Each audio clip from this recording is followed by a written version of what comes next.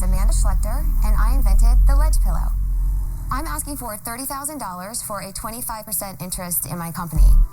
My beautiful model, Martina, will hand them out, so you can take a look at them up close. Thank you, Martina. The ledge pillow is a fully patented wedge-type pillow, specifically for women with breast implants or just large breasts to lay on their stomach comfortably. It is the only wedge-type pillow on the market for women with implants or with large breasts to just lay on their stomach. I had an augmentation myself, and I couldn't sleep on my stomach anymore. So I went to the fabric store, borrowed my mother's electric turkey carving knife, and began to carve out the design that you see patented here. Who knew we had this big problem? It's a problem. Thank goodness. Can I just real quick? Okay, yeah, I guess it is a problem. The thing that stands out to me, Amanda, when it's got to be hard when other people are laughing or giggling or snickering, and you're delivering and you're trying to, smile and, not be Debbie Downer, right? You're like, you can hear like you're laughing in the conversation or in the pitch as well. At least that's what my impression of that is. Doesn't come off that great. And I think these Sharks could have been maybe a little already. I mean, it's been, I don't know, 7 years or whatever since I've watched this pitch, but they could have been a little less snickery about it. This was one that the guys would want to get their hands on. How many women have this problem? How many women would you say have breast implants? Well, there are 5 to 10 million women worldwide that have breast implants. What? Really? That many. What about naturally large Absolutely. breasts? What size increment do we have to get to before the wedge pillow becomes a factor? C cup and above really would need the ledge pillow. And how high can you go in the alphabet? To be honest with you, I think bra sizes go up to sort of double K. In the U.S. What? Amanda, would this work on a double K? Yes. The idea is to minimize compaction here. I'm trying to visualize a double K. Bet you are. Let's go to business. Okay. Ignore. No, this is important. Have you sold any of these? Oh, yeah, absolutely. How many? Absolutely. I've only sold 83 of them. 83? Oh, that's... Yes, 83 of them. That's not good. I only had a website up since 2008, so it hasn't been very long. And since 2008? 3 years? You've been selling for 3 years, you sold 83? I have absolutely no money for advertising. No kidding. But you don't, like, when you have something that is that specialty, if there's a problem, people are searching for the solution to that problem. That's like Google exists, right? So having a website since 2008, I mean, this was 2010, I think, or 2011, something like that, when this was filmed. Well, I guess they said 3 years, so yeah, it's like 2011. It's from season 3. So it doesn't bode well that like maybe there aren't that many people that are searching for a solution to this problem, or your SEO wasn't very good at describing the problem at the time. That's unfortunate because, for 3 years, like, of having a very specific niche kind of product that people should be searching for to fix said problem, this should be a slam dunk. It could be a fabulous product, but if you can't let people know about it. Women with big boobs, do they sleep on their stomach? Or do they over a course of time realize that hurts and they sleep on their backs? Well, they sleep on their backs now if they don't have a ledge pillow. Well, because most of the guys up here are married, I happen not to be. I've had the pleasure of being with more than one woman in the last 50 years. And how much did that cost you? Way less than it costing you guys, trust me. And usually they sleep on their back or their side. That's because they don't have a ledge pillow. Okay, then why would they just put a regular small pillow underneath them? Because it doesn't stay in place and it doesn't have the appropriate foam to keep, sort of the uplift.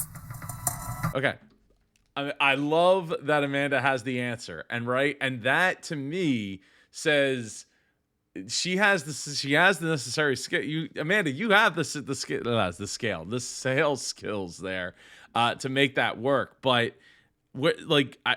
I mean, it seems like obviously if you didn't have the money for funding to go and like advertise it, I mean, there's like conventions, gatherings, things that you could do. Even if you did like a ledge pillow party or something like that. It's just thinking, very inside the box, because that's already what's available out there amongst the masses. But what also is amongst the masses is comments down below, like people from you. I'll be featuring one at the end of this video, as well as checking out their social media, Amanda's social media and website, and see where she's at today.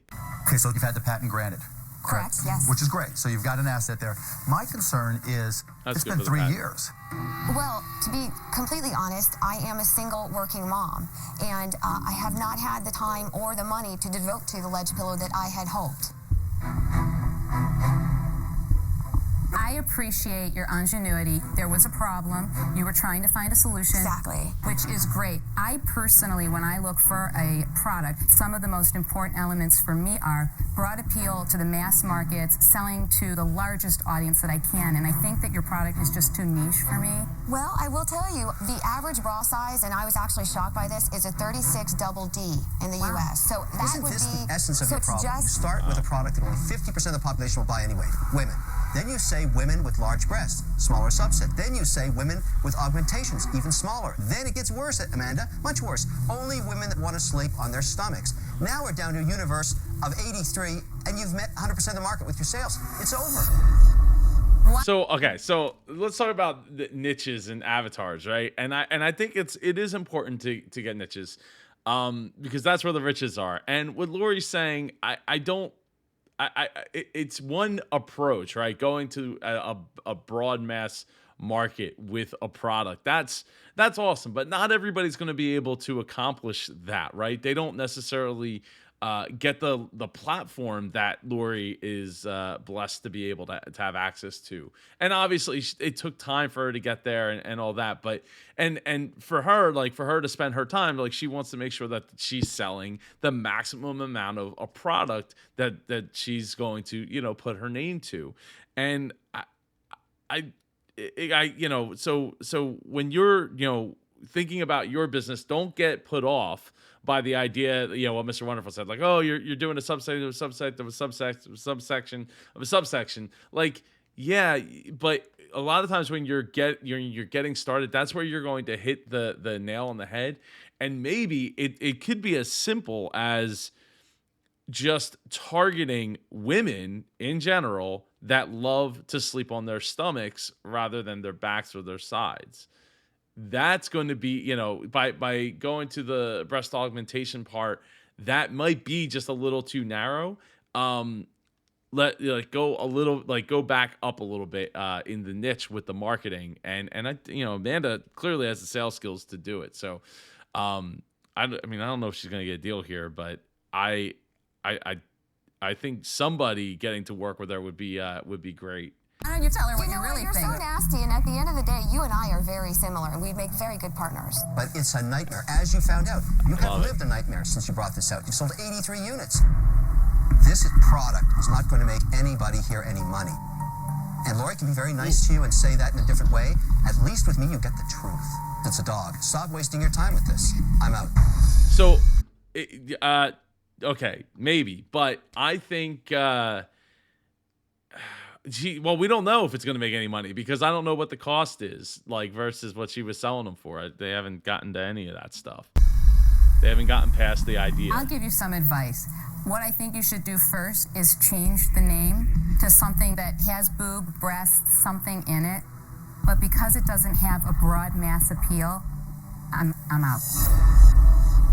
Amanda, you're not dealing with the facts. In 3 years, selling 83 is such a small amount. Women would have found you if there was a demand for it. I'm out. You guys are my last hope. Look, the SEO thing, like I said earlier, is a thing, and I feel like you would have to be so far away from it to make it make sense. But I think just broadening it up, and I think Lori's advice probably is the right advice, because I don't know, ledge pillow doesn't. It says what it is, but it maybe it's too specific and not specific enough in a way that people self-identify with. Oh, I need that pillow, the stomach sleeper. I don't know how to market to this area, and You don't either, unfortunately. It's not my year. That's why I'm standing here. I respect that, but I can't add any value to you, so I'm out. You know, you're not an entrepreneur yet, Amanda. You're a wantrepreneur. You want this to be a company, but you don't want it bad enough, and that's the problem. I am willing to do all the legwork. You just tell me what to do, and that sounds good. It's the truth. It's the truth. But it's not. It's not, and I'll tell you why.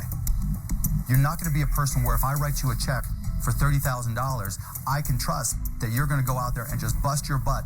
You have to do what you have to do to be successful, and I don't see you doing that. So for that reason, I'm out.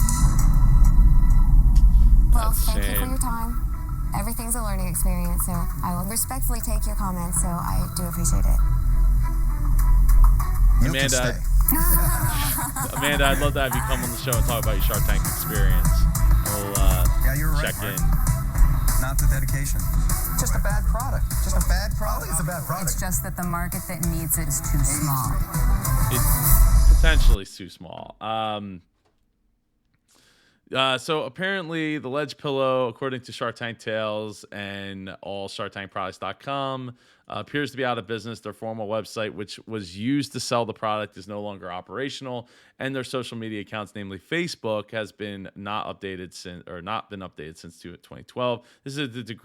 There is a degree of continued interest in the product. However, there ultimately weren't enough allocated advertisement and market funds. Look, I don't normally say this, but I tend to think what would have been great is if Mr. Wonderful could have saw past and been like, look, let's go to the pillow manufacturers and say, let's make a royalty deal. They already have the pillow market cornered, and make it happen. That would have been something that I would have liked to see there. And maybe it was that. Maybe it was cut out from the final thing. But what's not cut out?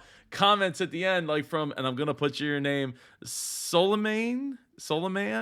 Hey man, what you're doing is amazing. I like the idea of reacting and discussing on the Shark Tank featured businesses. I look forward more and more. I look forward for more and more of your videos. Thank you so much for watching. I appreciate you watching. I'll see you in one of these next videos. Take care.